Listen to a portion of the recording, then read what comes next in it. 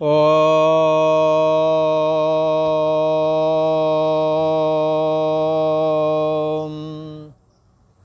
ओम गुरु ब्रह्मा गुरु विष्णु गुरुदेव महेश्वरा, गुरु साक्षात् परम ब्रह्म तस्मै श्री गुरुवे नमः।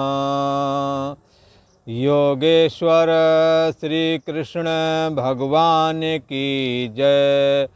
ऐं सरस्वत्यै नमः।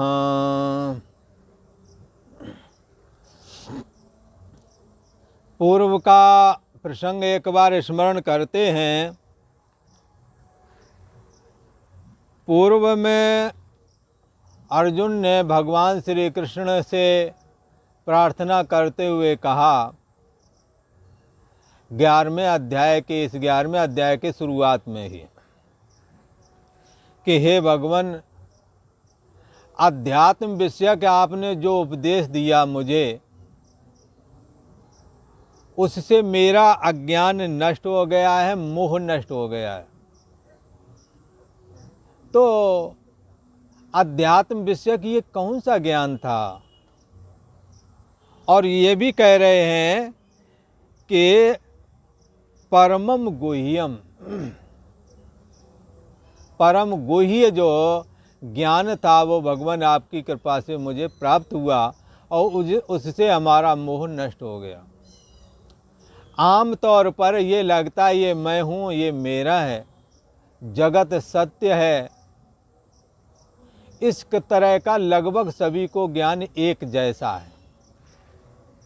पर अध्यात्म ज्ञान कुछ और है, कुछ अलग तरीका का दर्शन कराता है। अध्यात्म ज्ञान कहता है कि जिस देह और जगत को तुम कहते हो कि ये सत्य है, ये जन्म से पहले नहीं था और मरण के बाद में नहीं रहेगा, तो इसको कैसे कहें ये सत्य है? अर्जुन को लगता था हम हैं, ये राजा लोग हैं, ये सब मर जाएंगे। पर परम गोपनीय रहस्य ये है कि मरता कोई नहीं है, शरीर ही परिवर्तन होता है।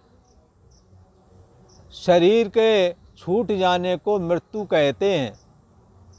शरीर अंतर्यामी आत्मा का जो प्रतिबिंब, जो ये जीव है, जिसको अहम अस्मि करके हमें आपको इसकी अभिव्यक्ति होती है, ये जो सोने जागने वाली चेतना है, ये जीव कहलाती है। तो ये जो जीव है, ये परम ब्रह्म परमात्मा का प्रतिबिंब है, अथवा कहो आभास है। जैसे कहें सोने में आभूषण जो दिख रहा है, ये सोने का ही आभास है। ऐसे ही इस परम ब्रह्म परमात्मा से उत्पन्न होने वाली ये सोने जागने वाली जो चेतना है, जिसको जीव चेतना कहते हैं, जो अभी जाग रही है, कुछ समय के बाद सो जाएगी। इस चेतना ने ही शरीर को ग्रहण किया है और ये चेतना ही शरीर का त्याग करेगी। इसलिए ग्रहण और त्याग, ग्रहण का नाम है जन्म और त्याग का नाम है मृत्यु। पर ये जीवा जैसे सोने का आभास आभूषण है, तो आभूषण कोई सोने से अलग है क्या? सुवर्ण स्वरूप ही है। ऐसे ही ये सोने जागने वाली चेतना भी ब्रह्म स्वरूप है। जैसे आभूषण तब तक है, सत्य होता है, जब तक कि पहनने वाले को ये लगता है ये मैं पहन लूँ, ये नाक में, ये कान में, इससे हमारी सुंदरता बढ़ जाएगी। अगर ये अपेक्षा बुद्धि छोड़ दें तो वो सोना मात्र ही है। अपने विभिन्न अंगों में पहनने की यदि कामना का त्याग कर दें तो उसके लिए वो सोना मात्र ही बचेगा। इतना सोना है। ये सोने जागने वाली जो ये चेतना है, ये देहाभिमान से रहित हो जावे, ये मैं हूँ ये मेरा है इस भाव से रहित हो जावे, ये देह सत्य है और जगत सत्य है इस भाव से रहित हो जावे, ये ब्रह्म हो जावेगी। ना तो देह के अभिमान से ये रहित हो पाता है जीव, और ना ही देह के संबंधी मेरे हैं, मैं और मेरे से ये छूट नहीं पाता। और माया का प्रथम ये सबसे जबरदस्त जो हथियार है जिसके द्वारा बांधती है, तुलसीदास जी ने तो कहा है, मैं और मोर तोर तय माया। ये मैं हूँ ये मेरा है, इसी का नाम माया है। ये क्यों जुड़ी हुई है आपके साथ? क्योंकि अभी मैं और मेरा इन दोनों में सत्यत्व बुद्धि है। ये सत्यत्व बुद्धि का त्याग किए बगैर मैं और मेरा का त्याग होना संभव नहीं है। मैं और मेरा का यह त्याग करना है तो ये गीता शास्त्र जगत के मिथ्यात्व का निश्चय करा के अहमता ममता की निवृत्ति करा देता है। मैं और मेरा की निवृत्ति ये गीता शास्त्र करा देता है। भगवान श्री कृष्ण ने ये परम गोपनीय रहस्य है कि सारी दुनिया तो ये देह और जगत सत्य है ऐसा करके जानते हैं, पर भगवान श्री कृष्ण इस गोपनीय विद्या को भी जानते हैं कि देह और जगत तो एक मिथ्या ही प्रतीति हुई है। जैसे स्वप्ने का जगत स्वप्नकालीन सत्य दिखता है, इसकी अभिव्यक्ति स्वप्नकालीन सत्य होकर के दिखती है, पर जागने से पता लगता है कि यहाँ स्वप्ने में सतमात्र कोई वस्तु नहीं थी, पर सत्य से कोई कम भी नहीं थी। उसके नफा और नुकसान होने पर सुखी और दुखी हो रहे थे। हाँ, ज्यों सपने सर काटे कोई, बिन जागे न दूर दुख होई। सपने में कोई हमला कर दे, कोई मारने के लिए दौड़े, तो उस समय दुख प्राप्त होता है। जागने के बगैर वो दुख जाता नहीं है। जब ये जाग जाता है तो पता लगता है ये तो मिथ्या ही था जिसको देख करके मैं भयभीत हो रहा था। ये परम रहस्य की बात है। जैसे ये स्वप्न काल्पनिक था, मिथ्या था, तो भी सत्य जैसा दिखा और सत्य की तरह ही इसने भयभीत किया। पर जागने में पता लगा भयभीत होना और जो भयभीत कर रहा था ये दोनों ही मिथ्या थे। तो ये गोपनीय रहस्य है जो भगवान श्री कृष्ण के पास था।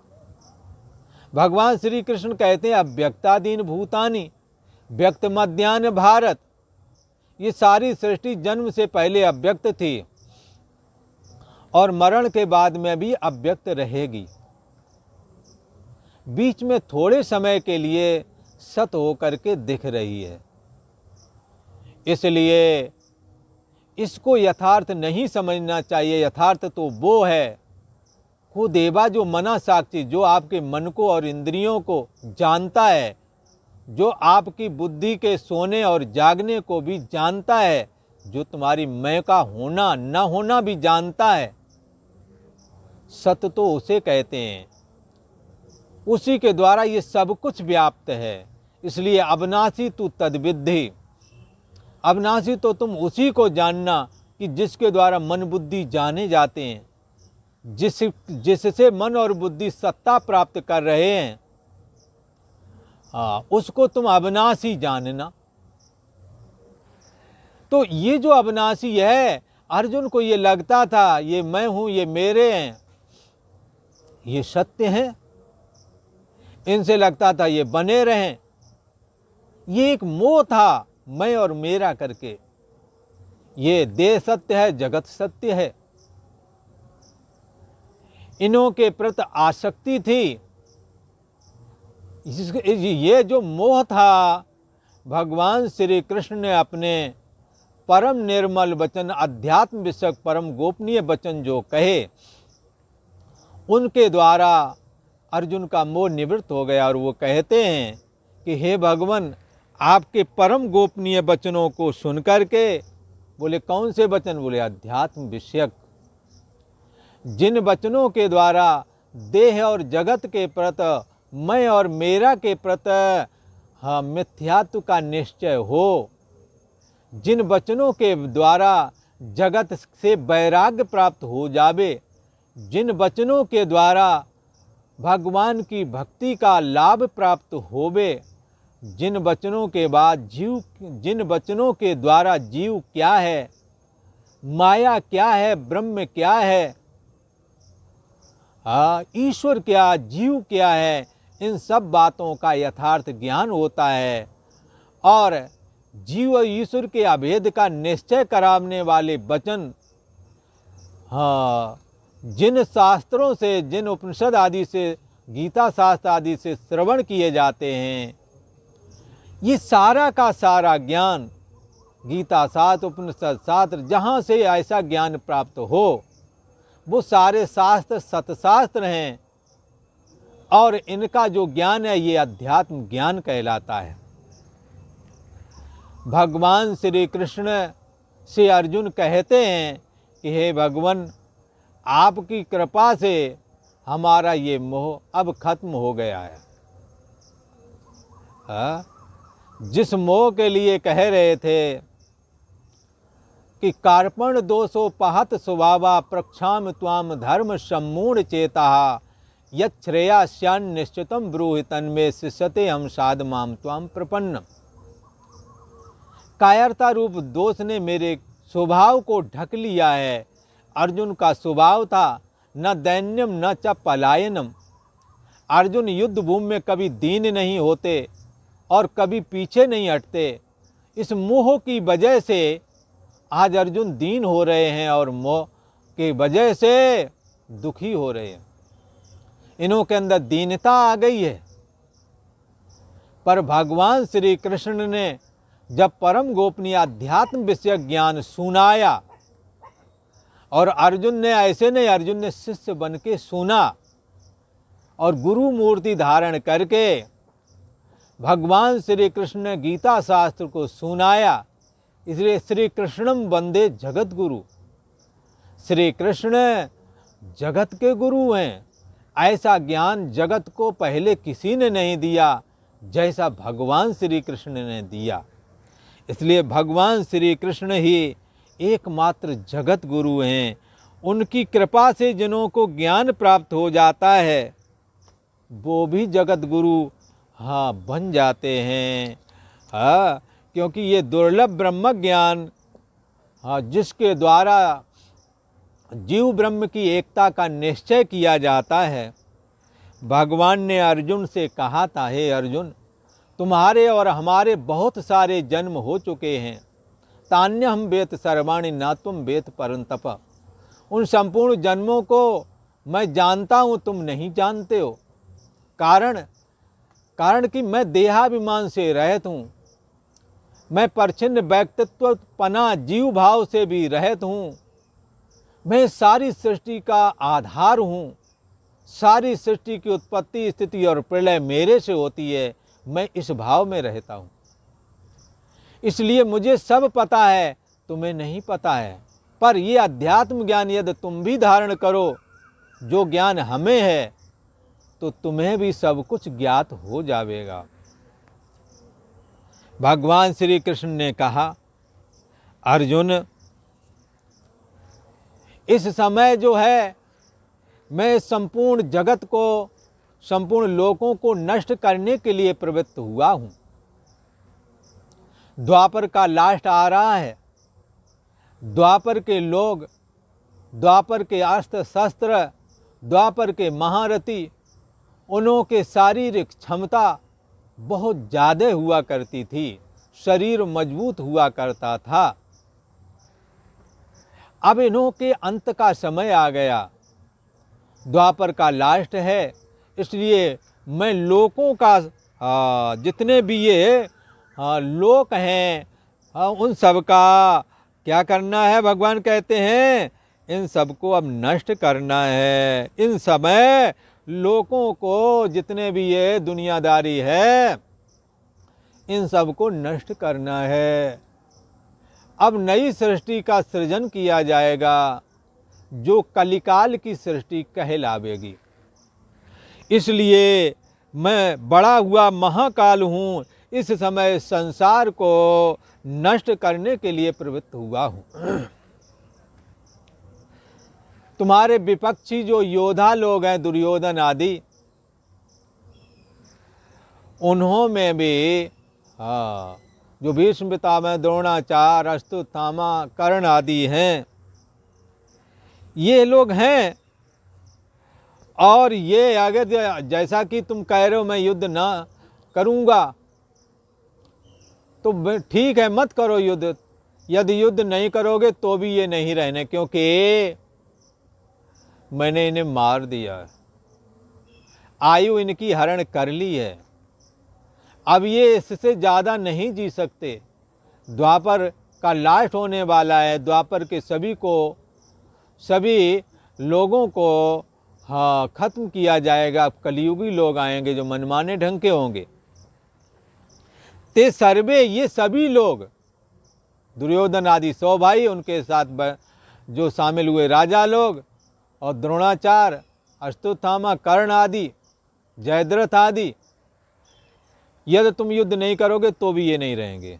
अच्छा है कि आप युद्ध करें, मान प्रतिष्ठा प्राप्त करो कि अर्जुन ने युद्ध जीत लिया, वरना मान प्रतिष्ठा भी नहीं मिलेगी, ये लोग तो फिर भी नहीं रहेंगे।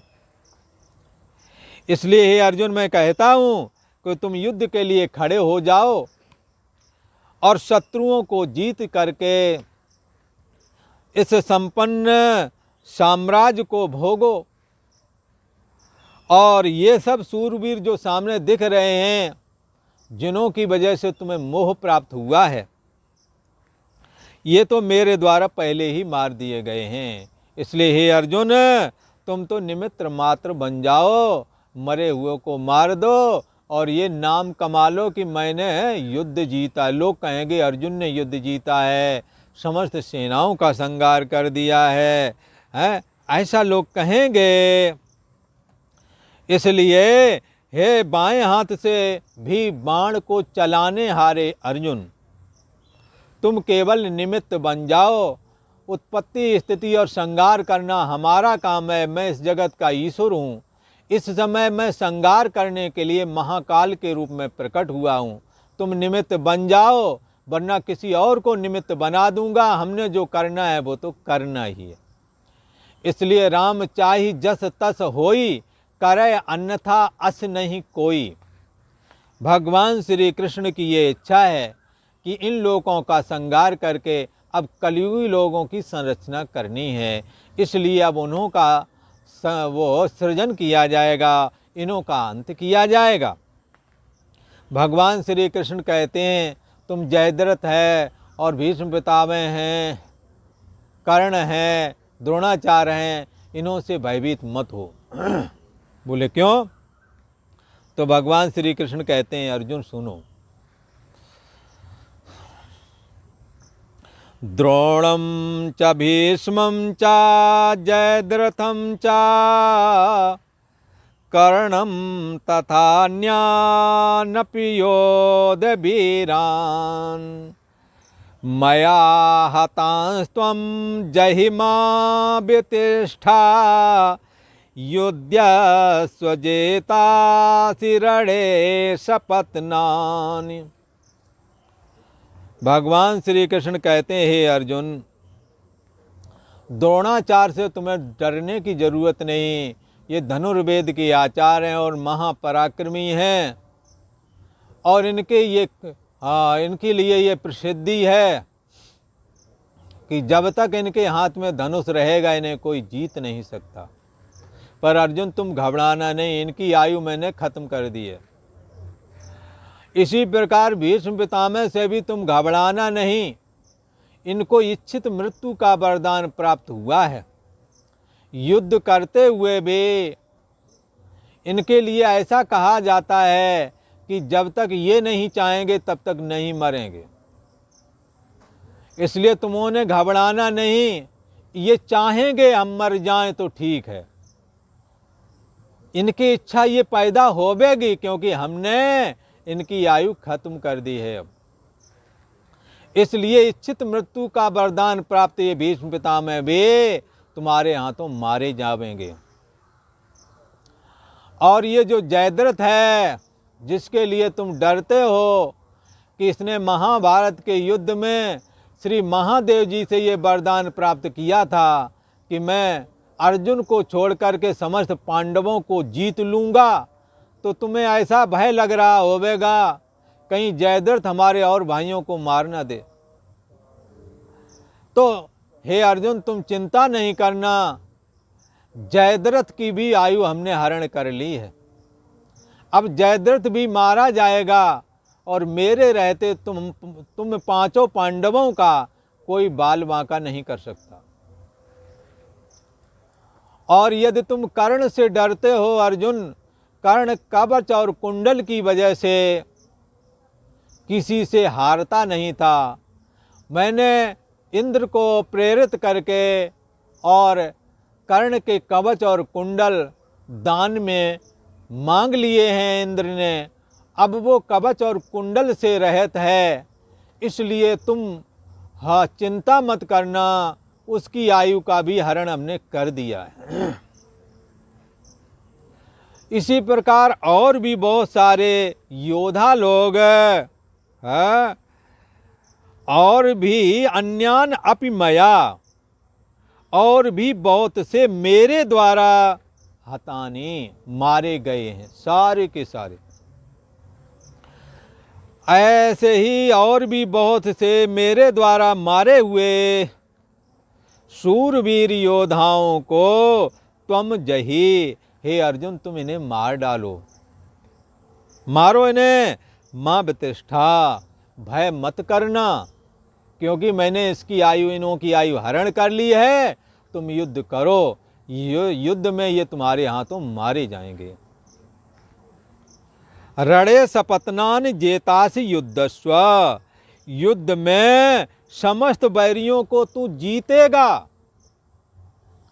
इस जगत के एकमात्र ईश्वर भगवान श्री कृष्ण ने ये वचन दिया है अर्जुन को, क्यों नहीं उन्हों की विजय होनी है। और वैसे भी अर्जुन और कृष्ण जिस तरफ होते हैं विजय वहीं होती है। भगवान श्री कृष्ण कहते हैं कि अर्जुन द्रोणम चा भीष्मम चा जयद्रथम चा कर्णम चा तथा अन्यान अपि मया हतान योध वीरान त्वम जहिमा व्यतिष्ठा रणे सपत्नानि जेतासि युद्धस्व।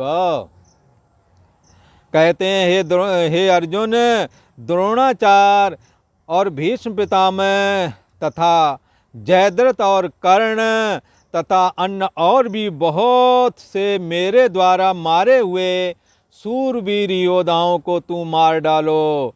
भय माँ प्रतिष्ठा, भय मत करना। हे अर्जुन, निसंदेह तू युद्ध में बैरियों को जीतेगा, इसलिए युद्ध कर, डर मत। ऐसा अर्जुन से भगवान श्री कृष्ण ने कहा। अब ये बात संजय ने राजा धृतराष्ट्र को बताई। तब संजय ने लगता कहा होगा, हे राजन, तुमोंने उस समय भगवान श्री कृष्ण शांति दूत बनकर के आए थे, बात नहीं मानी। आज देखो भगवान श्री कृष्ण ने सबकी आयु हरण कर दी है।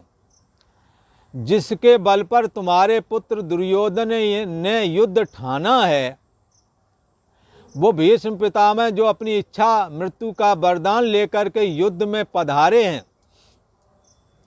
और द्रोणाचार्य के हाथ में धनुष रहते उन्हें इंद्र भी नहीं जीत सकते, उनके बल पर तुम्हारा पुत्र युद्ध कर रहा है। और ये जो सूरपुत्र कर्ण है, ये कर्ण पर पूरा भरोसा है। कर्ण के लिए भी भगवान ने कह दिया ये भी हमारे द्वारा मारा गया है।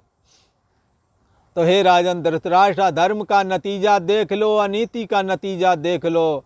तुमोंने पांडवों को बचपन से ही परेशान किया, तुम्हारे पुत्र दुर्योधन ने, और तुम ये बात जानते रहे हो, कभी भी एक शब्द भी नहीं बोले, चुपचाप मौन धारण किए रहे और मन में सोचते रहे भला है दुर्योधन इन पांचों को मार डाले तो हमारा बेटा अकेला साम्राज्य पर बैठेगा। ये जो तुमने गंदी सोच हृदय में रखी, उस सोच का नतीजा आज देख लो। जब ये दुर्योधन आदि यद्यपि ये बलवान है, कर्ण आदि बलवान है, और आज इन्हों की अवस्था भी 90-90 साल की हो गई है। भीमसेन और ये दुर्योधन 90 से कुछ ऊपर वर्ष के थे, पर इन्हों के शरीर बड़े मजबूत और दिव्य थे, द्वापर युग के शरीर थे, इसलिए इन्होंने बड़ा भयानक युद्ध किया है। आज की तरह शंका नहीं कर लेना कि इतने वृद्ध अवस्था में ये कैसे लड़े होंगे, ऐसा शंका नहीं करनी।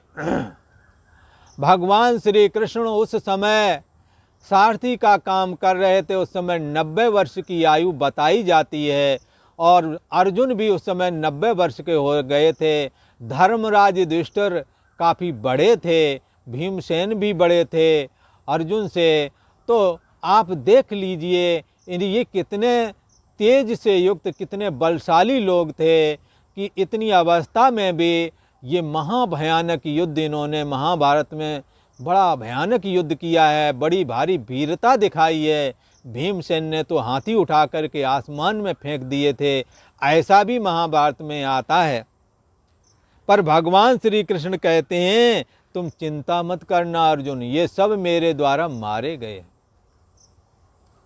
राजा धृतराष्ट्र को संजय बताता है आज देख लो तुम्हारी दुर्बुद्धि का क्या नतीजा हुआ। जैसा विराट पुरुष में अर्जुन देख रहा है उसके अनुसार तो तुम्हारा वंश डूब गया, तुम्हारी सेना भी मारी जाएगी, तुम्हारे पुत्र भी मारे जाएंगे।